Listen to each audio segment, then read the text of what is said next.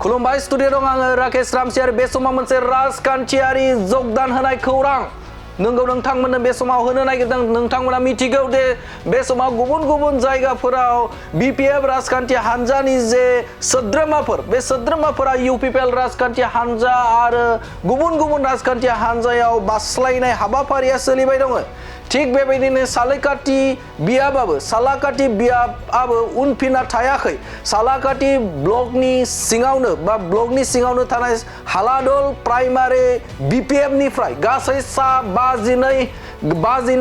गोख्रों सोद्रोमाफोरा इउपिपिएल राजखान्थि हान्जायाव जगदान जादों थारैनो मख'नांगोन जे बे समाव जगदान जानाय हाबाफारिया बिटिआरनि गुबुन गुबुन जायगाफोराव सोलिबाय बिसायख'थिया साखाथियावनो दङ थामहिनबा 2025 मायथाइयाव बिटिसि बिसायख'थि जागोन आरो बे बिटिसि बिसायख'थि जानायखौ नोजोर बोनानैनो बे समाव सालाकाटि ओनसोलनि रायजो राजाफोरा उनफिनना थायाखै बिटिआरनि गाहाय मावफुं सोद्रोमा बिथां प्रमद बर'नि जौगाथाय बिथिंखौ बा जौगालु बिथिंखौ खामानि मावनायखौ नुनानै बे समाव सालाकाटि ओनसोलनि रायजो राजाफोराबो उनफिनना थायाखै बे समाव सालाकाटिनिफ्राय गोबां बिपिएफनि मददगिरिफोरा इउपिपिएलआव जगदान जादों गोबां बिपिएफनि सोद्रोमाफोरा इउपिपिएल राजखान्थि हान्जायाव जगदान जाफैदों गासै 52 बिपिएफनि सोद्रोमाफोरा हालादल प्राइमारि बिपिएफनि गोबां सोद्रोमाफोरानो इउपिपिएलआव जगदान जादों मैयानि सानाव सालाकाटि ब्लक इउपिपिएलनि जे बानजायनाय बे बानजायनायाव मोनसे जगदान जानाय हाबाफारि खुंदोंमोन बे हाबाफारियावनो हालादल प्राइमारि बिपिएफनि गोबां सोद्रोमाफोरा इउपिपिएलआव जगदान जादों थारैनो मख'नांगोन जे बे समाव बिपिएफ राजखान्थि हान्जाया लासैनो लोरबां जालांसिगोन नामा नोंथांमोना नुनो मोनदोंमोन दे थांनाय एमपि बिसायख'थियावबो बे समाव बिपिएफ राजखान्थि हान्जाया जेनबाय आरो बेनि अनगायैबो थांनाय जे सिडली विधान सभायाव जानाय जे उफ्रा बिसायख'थि बे बिसायख'थियावबो बिथांमोना गादलिनबाय आरो फैगौ 2025 मायथाइयाव जे जानो गोनां जे बिटिसि बिसायख'थि बे बिसायख'थियावबो बिथांमोना बेफोरबायदि जुदि जगदान जाबाय थायोब्ला जेननायनि लामायाव जाहैगोन नामा बे मोनसे गिदिर सोंथि जानानै दङ नाथाय बे समाव मैया सालाकाटि ब्लक इउपिपिएलनि जे बानजायनायाव जे गोबां हालादल प्राइमारिनि गासै सा 52 जे सुबुंफोरा बा बिपिएफनि मददगिरिफोरा इउपिपिएलआव जगदान जानाया मोनसे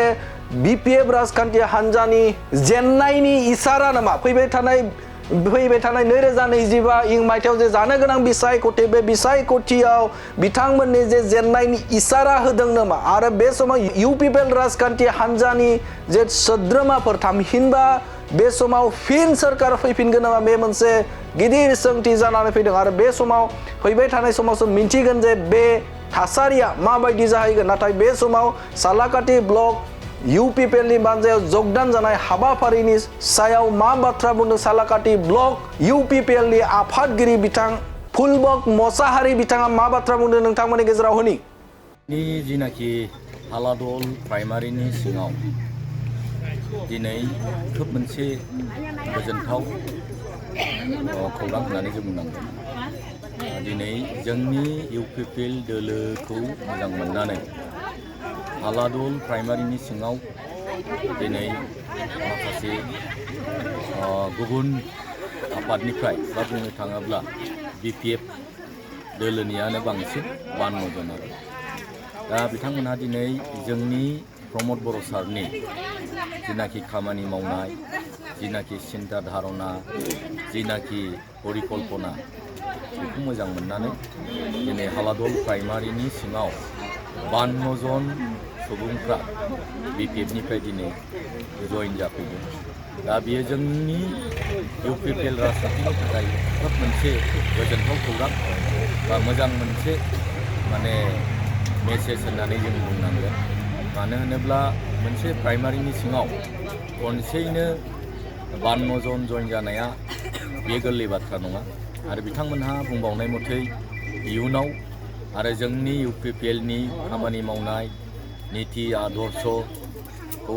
मोजां मोननानै जाबावग्रा मानसिफ्रा दंबावो होननानै बुंदों दा जोङो आसा खालामो बिथांमोनहा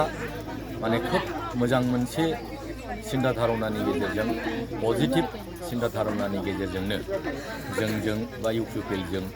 जइन जाफैदों होननानै बिथांमोनहा गावसोर जोंनि सिगाङाव फोरमायदों आरो जोंबो बिथांमोनखौ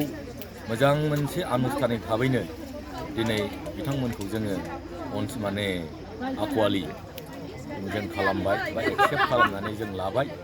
आरो जों मिजिंथियो बिथांमोनहा जे बाथ्राखौ बुंलांदों दिनै जोंजों सावरायनायाव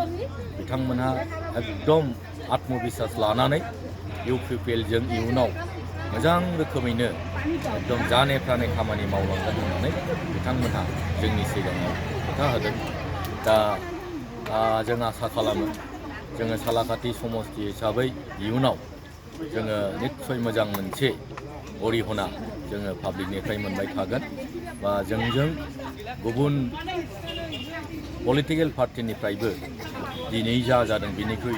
बांसिन निस्सय जाबावगोन होननानै जोङो मिजिंथियो।